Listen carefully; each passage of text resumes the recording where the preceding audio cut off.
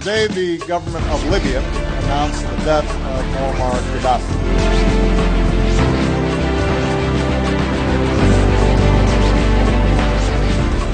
বিপ্লবের মাধ্যমে colonel Muammar Gaddafi ক্ষমতায় আসেন 1969 সালে। এরপর টানা 4 দশকের বেশি সময় ক্ষমতায় ছিলেন তিনি। আরব বসন্তের ঝড় লিবিয়ায় আনে নতুন স্বাধীনতা, নির্মম পতন হয় তার দেশের নাগরিকরাই তাকে হত্যা করে। পশ্চিমারা আরব বসন্তের এই মডেলটি আরও কয়েক দেশে প্রয়োগ করেছে বলে অভিযোগ আছে। একই ধরনের প্রতিক্রিয়া লক্ষ্য করা যায়। প্রথমে একটি ছোট ইস্যুকে কেন্দ্র করে আন্দোলন শুরু হয়। ধীরে ধীরে সে আন্দোলন বড় রূপ নেয় এবং সরকার তা দমন করতে শক্তি প্রয়োগ করে। এর ফলে হঠাৎ করেই মৃতের সংখ্যা বেড়ে যায়। মৃত্যুর ঘটনায় জনরোষ তীব্র হয় এবং ক্রমে তা সরকারের পতনের দিকে ধাবিত করে। শেষ পর্যন্ত সরকার প্রধান হয় নিহত হন, নয়তো পালিয়ে যেতে বাধ্য হন।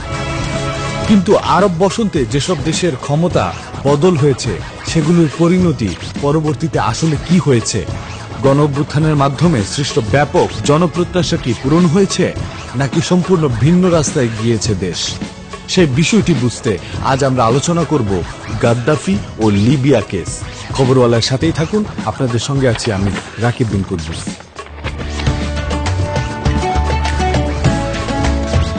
গাদ্দাফির পূর্বে লিবিয়া ছিল একটি সাংঘর্ষিক, অস্থিতিশীল এবং অত্যন্ত দরিদ্র একটি দেশ।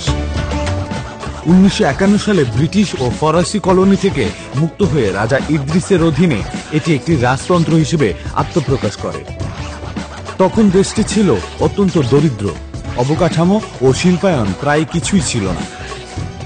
জনগণের মূল আয় ছিল কৃষি ও পশুপালন। 1959 সালে তেল আবিষ্কারের পরেও লিবিয়ায় জনগণের ভাগ্য তেমন পরিবর্তিত হয়নি। রাজতন্ত্র দুর্বল ও দুর্নীতিগ্রস্ত ছিল। নানা অভাব অভিযোগে জনগণের অসন্তোষ বৃদ্ধি পেতে থাকে। এই প্রেক্ষাপটেই 1969 সালে কর্নেল মুয়াম্মার গাদ্দাফি এক সামরিক অভ্যুত্থানের মাধ্যমে ক্ষমতা দখল করেন। গাদ্দাফি ক্ষমতা দখল করে লিবিয়াকে গণপ্রজাতন্ত্রী ঘোষণা করেন।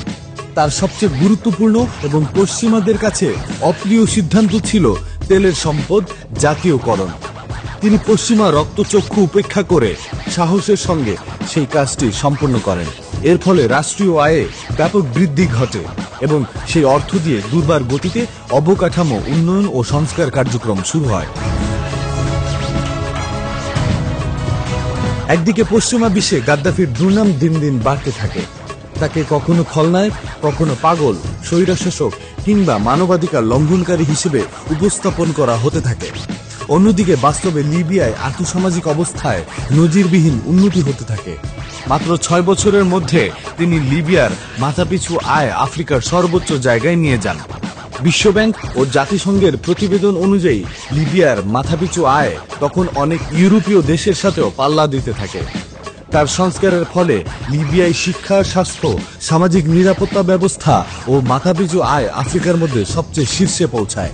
তার আমলে সাধারণ নাগরিকদের জীবনমান মধ্যপ্রাচ্য ও আফ্রিকার অন্যান্য দেশের তুলনায় কতটা এগিয়ে ছিল, চলুন সেটা এক নজরে দেখা যাক। প্রাতিষ্ঠানিক শিক্ষা ছিল সম্পূর্ণ বিনামূল্যে। হ্যাঁ, 100% বিনামূল্যে।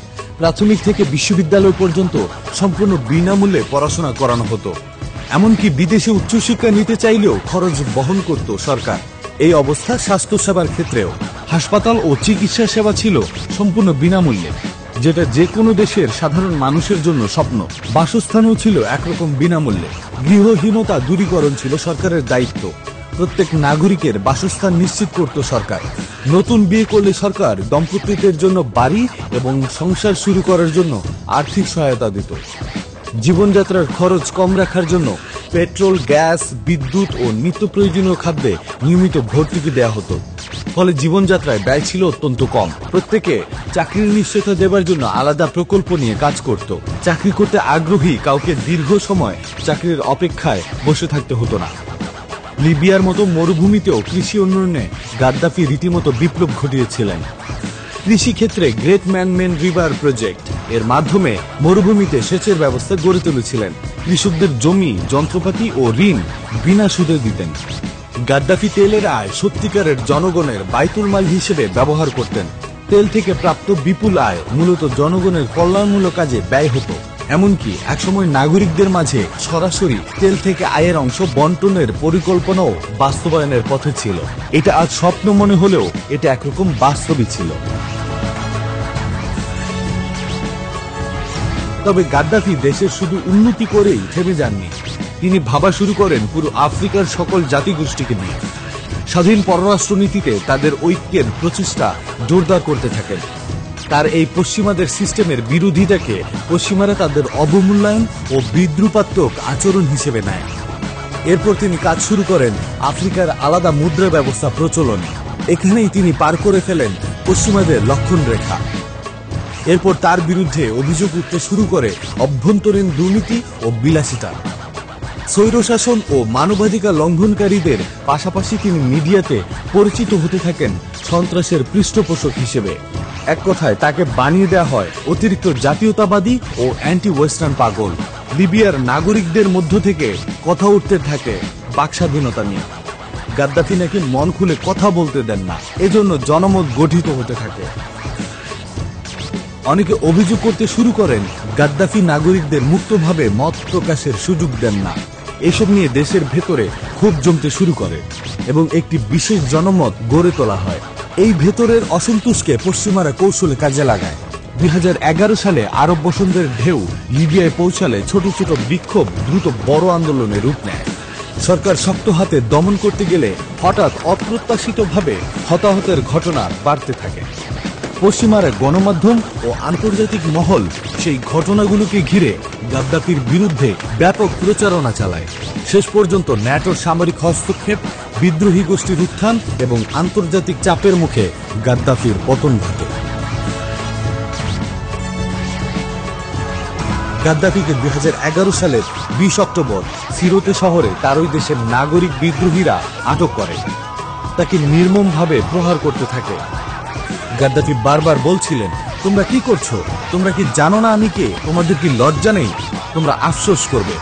এরপর তাকে গুলি করে হত্যা করা হয়।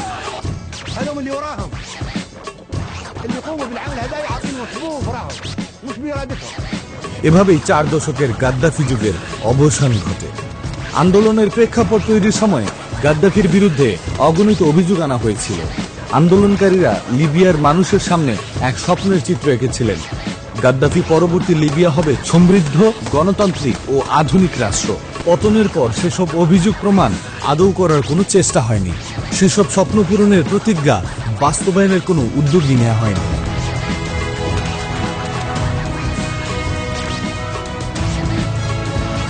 2011 সালে আরব বসন্তের সময় গাদ্দাফির পতনের পর রাষ্ট্রীয় সুবিধাগুলো ভেঙে পড়ে। এক সময়কার বিনামূল্যে শিক্ষা, স্বাস্থ্যসেবা ও ভর্তুকি ব্যবস্থা কার্যত অকার্যকর হয়ে যায়।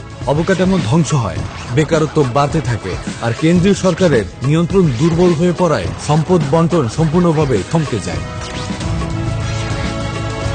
গাদ্দাফির সময় তার সরাসরি গণতন্ত্র মডেল চাপিয়ে দেয়া হলেও রাষ্ট্রীয় ব্যবস্থা ও শৃঙ্খলা বজায় ছিল।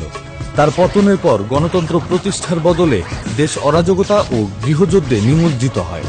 শক্তিশালী কেন্দ্রীয় শাসন ভেঙে পড়ায় বিদ্রোহী গোষ্ঠী, উপজাতি এবং আন্তর্জাতিক পক্ষের হস্তক্ষেপে লিবিয়া বিভক্ত হয়ে পড়ে। আইএসএস উগ্রপন্থী সংগঠন সক্রিয় হয়ে ওঠে, আর সাধারণ নাগরিকদের জীবন অনিরাপদ হয়ে পড়ে। গাদ্দাফির আমলে পশ্চিমাদের চোখে লিবিয়া বিতর্কিত রাষ্ট্র হলেও অভ্যন্তরীণ স্থিতি বজায় ছিল এবং তেলের আয়ের মাধ্যমে আফ্রিকায় প্রভাব বিস্তার করতেন গাদ্দাফি। কিন্তু পতনের পর যুক্তরাষ্ট্র, ইউরোপ ও উপসাগরীয় দেশগুলোর বিদ্রোহীদের সমর্থন দেয়। রাশিয়া, তুরস্ক সহ আঞ্চলিক শক্তিগুলোও হস্তক্ষেপ করে এবং দেশটি ধীরে ধীরে পরিণত হয় এক ভয়াবহ প্রক্সি যুদ্ধক্ষেত্রে। গাদ্দাফির শাসনকালে দারিদ্র্য সীমিত ছিল। মৌলিক সুবিধা যেমন শিক্ষা, স্বাস্থ্য, জ্বালানি, বাসস্থান ও কর্মসংস্থানের নিশ্চয়তা রাষ্ট্রীয় ভর্তুকির মাধ্যমে নিশ্চিত করা হতো। কিন্তু পতনের পর কয়েক লক্ষ মানুষ নিহত ও ঘরছাড়া হয়েছে। শিক্ষা ও স্বাস্থ্য ব্যবস্থা ধসে পড়েছে, দারিদ্র্য ও মুদ্রাস্ফীতি বেড়েছে এবং অর্থনীতি মারাত্মক বিপর্যয় অবস্থায় পৌঁছেছে। পশ্চিমারা গাদ্দাফির শাসনকে একনায়কতন্ত্র হিসেবে চিহ্নিত করলেও সাধারণ নাগরিকরা তখন মৌলিক সুবিধার নিশ্চয়তা ভোগ করত। অন্যদিকে আরব বসন্ত পরবর্তী নতুন স্বাধীনতা লিবিয়ার জন্য বয়ে এনেছে গৃহযুদ্ধ, বিদেশি হস্তক্ষেপ ও দীর্ঘস্থায়ী মানবিক সংকট। আমরা আশা করি লিবিয়া একদিন অনিশ্চয়তা ও বিশৃঙ্খলার অন্ধকার থেকে মুক্তি পাবে এবং নতুন করে মাথা তুলে দাঁড়াবে। সেখানকার মানুষ অন্তত ন্যূনতম মৌলিক অধিকার ফিরে পাবে। আজ এই পর্যন্তই। আপনারা কি বিষয়ে আমাদের পরবর্তী ফিচার দেখতে চান মন্তব্যে জানান।